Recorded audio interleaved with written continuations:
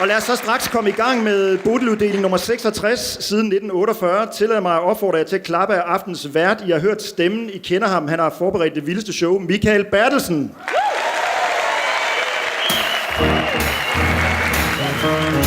God aften. Velkommen. Jeg har forberedt et 4 timer langt musikalsk show. For du og jeg er til Bodil i København. Det er en pris, alle kender. Nej, jeg kan sgu ikke få rimene til at... Altså, jeg kunne ikke få ekko til at rime på Ålbæk. Bodilkage rimer på voldtag. Men jeg har et princip om, at jeg slår ikke ned på nomineret, fordi at der er nerver nok på i forvejen. Bjarup Riis, det rimer på pris, men Hvidstengruppen er ikke nomineret til bedste film. Så jeg kunne ikke... Skaldet frisør, Bodil, det kører slet ikke sammen. Og så går det jo pludselig op for mig, at det her bliver slet ikke tv-transmitteret. Og...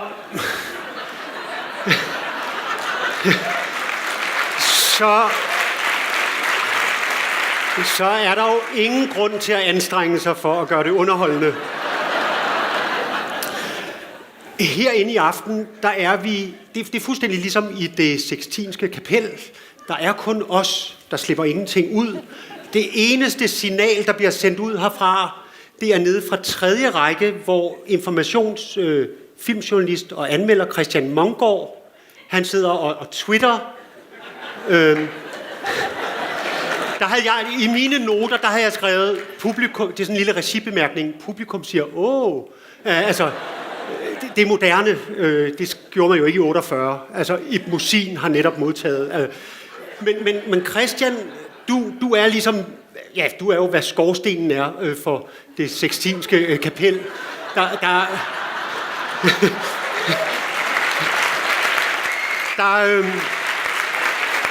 Der vil vælte varm luft ud på internettet over fra dig af, og jeg synes allerede nu, du skal skrive, Bodil-festen er skudt i gang med et brag.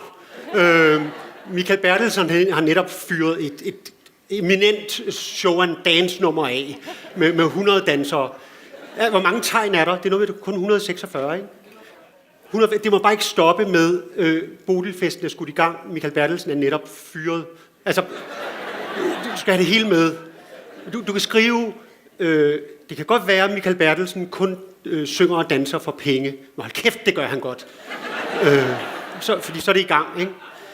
Ja, og vi holder løbende kontakt, sådan at alle dem, der ikke har fået billet, bare tænker, hold kæft, det er et vildt show. Det gør ikke noget, det er røvsygt herinde. Bare folk udenfor tænker, der skulle man nok have været.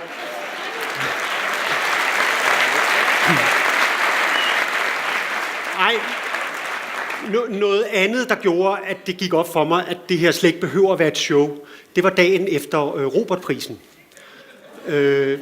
Der bringer Politikken en artikel, hvor overskriften er, Robert-vært er en uvidende klaphat. Og nede i artiklen, der er et mangeårigt medlem, jeg tror endda, han har været formand for Bodil-komiteen. Han er citeret for at sige, at til Bodilprisen, der har vi altid haft det som et meget vigtigt princip, kun at hyre værter, der har en meget stor filmviden. Da jeg læser det, så går jeg fuldstændig i panik. Jeg dropper sange, jeg dropper dans, jeg tænker, nu skal der bare læses op på lektien. Jeg læser alt, hvad Morten Pihl har skrevet om dansk film, i en fart. Jeg læser filmdramaturgi, filmvidenskab, point of no return, hvad betyder det? Simpelthen for jeg vil ikke tages i, jeg har ikke en stor filmviden, jeg aner ingenting. Jeg har ikke engang søgt om penge, jeg vil simpelthen ikke tages i ikke at være en vært med en stor viden.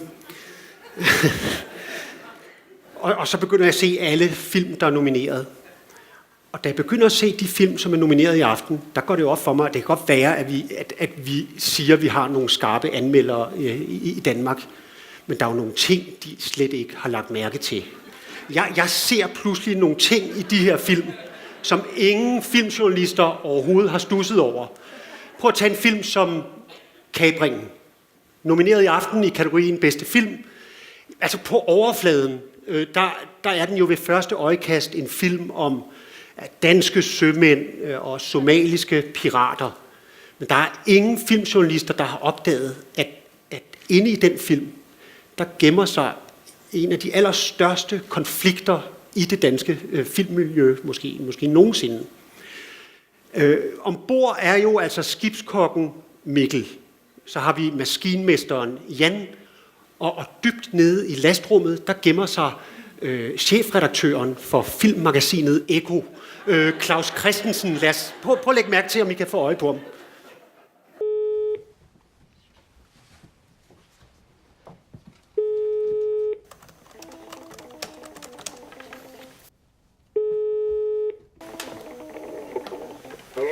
Hallo? Hallo Claus, kan du høre mig? Ja.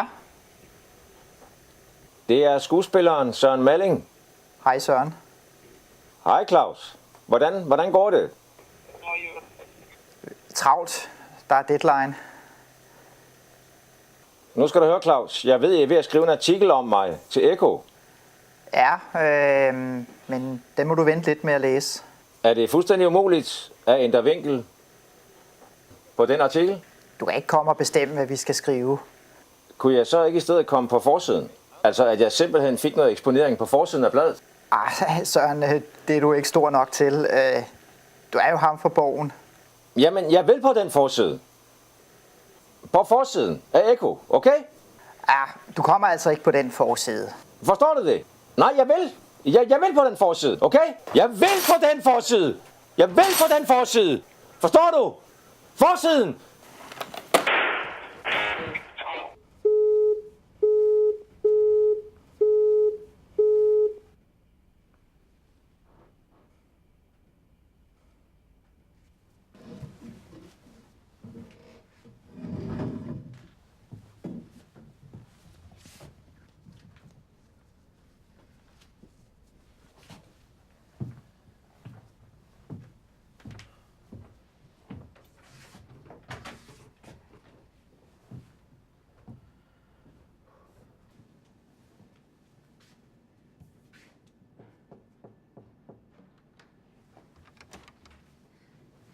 Hej. Hej.